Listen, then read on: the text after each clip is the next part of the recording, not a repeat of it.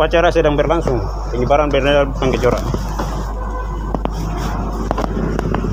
Ini di Papua ya, ini video ini di Papua, di sampingnya Polda Papua Jayapura nih. Jadi ini lokasinya di sampingnya Polda ya. Jadi mereka ini berani menaikkan bendera APM ya. Pas di depannya gedung olahraga kalau nggak salah, tapi ini lokasinya di samping Polda ya. Polda ini.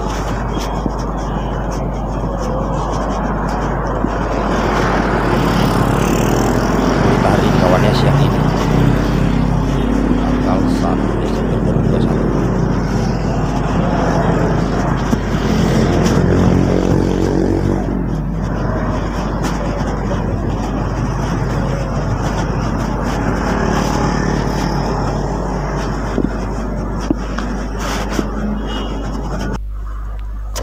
Pertama, sekarang masuk ke video kedua ya.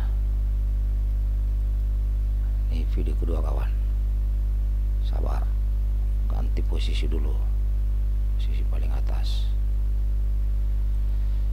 Nah, kita lanjut lagi biar sahabat Quran Indonesia tahu semua ini apa yang terjadi di sana.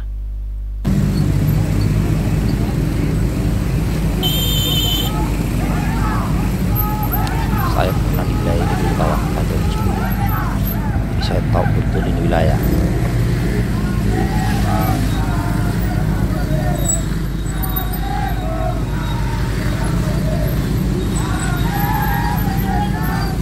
Siang ya, jam 12. 12.45 lah ini.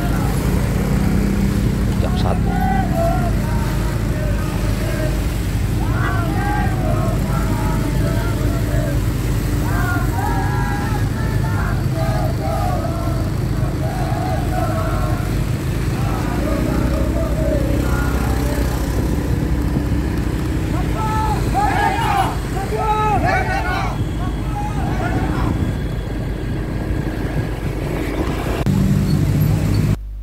Kecilin.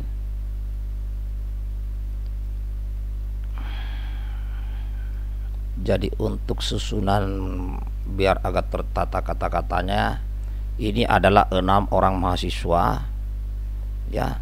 Ini ada 6 ini yang saya sampaikan ya, ada 6. Nah itu ditangkap di kota Jayapura saat memperingati hari ulang tahun ke-60 bangsa Papua, yaitu 1 Desember 1961, 1 Desember 2021.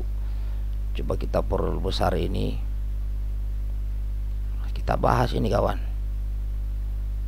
Bukan ini kali.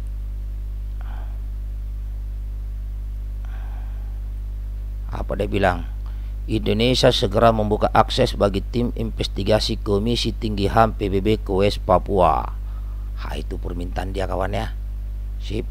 Nah, jadi ini adalah salah satu aksi long march ya, memperingati hari kemerdekaan bangsa Papua yang ke-60, 1 Desember 1961, 1 Desember 2021 pada pukul 12.45 waktu Papua ya, waktu Papua di sana. Berarti dia jam 12.45.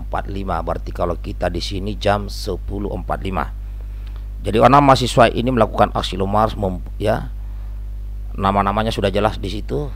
Ada Self Determination for West Papua, yang kedua Welcoming UN High Commissioner for Human Rights to West Papua, yang keinginan dia nih. Yang ketiga Stop Militarism in West Papua, juga membawa fanpage bendera bintang kejora. Nah sekembalinya dari long march di Mapolda Papua, rombongan mengadakan upacara kecil di depan gedung olahraga dan mengibarkan bendera bintang kejora.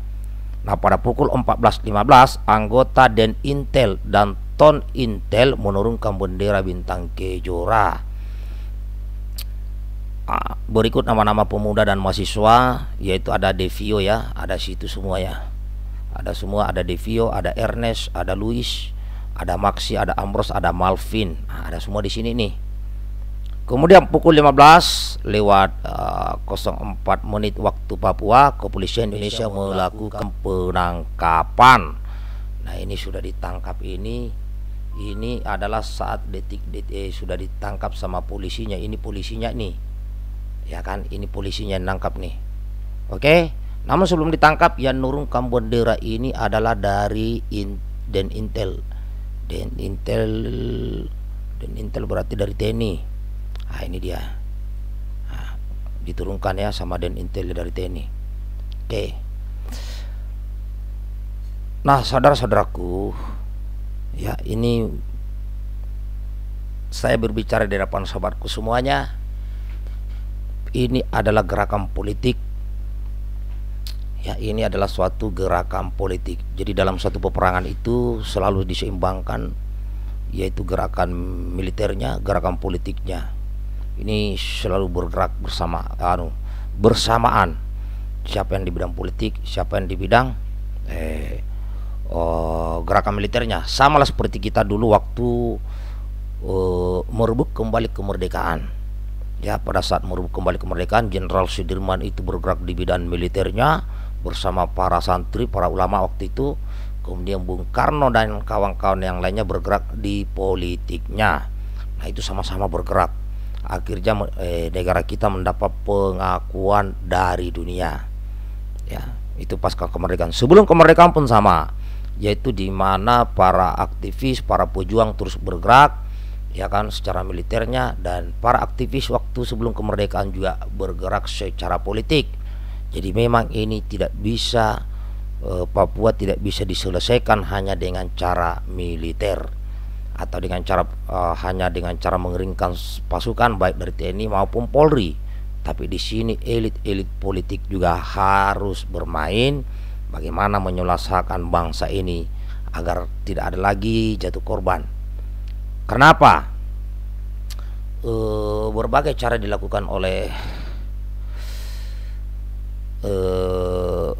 orang-orang yang ingin kita terpecah belah melalui pencucian otak, doktrinisasi, akhirnya menjadilah korban. Siapa yang diuntungkan? Banyak ya, bangsa-bangsa yang tidak senang dengan negara kita bersatu. Mereka ini senang kalau ada ribut-ribut begini, ya kan? Pesan saya, saran saya kepada pemerintah agar tegakkan, ya kan? Agar tegakkan apa itu yang namanya situasi nasional.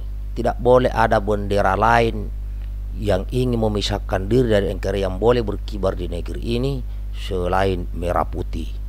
Kuperlihatkan kawan yang belum tahu merah putih itu seperti apa, ya inilah merah putih ini berkibar kawan ya. Tidak boleh ada bendera lain yang berkibar selain merah putih di negeri ini kawan. Kau lihat ini bendera kebangsaan kita ini. Ini bendera kebangsaan kita. Ini yang harus berkibar dari Sabang sampai Merauke. Jangan bendera lain. Jadi kalau ada bendera lain yang berkibar yang ingin memisahkan dari NKRI, ini harusnya ditindak tegas.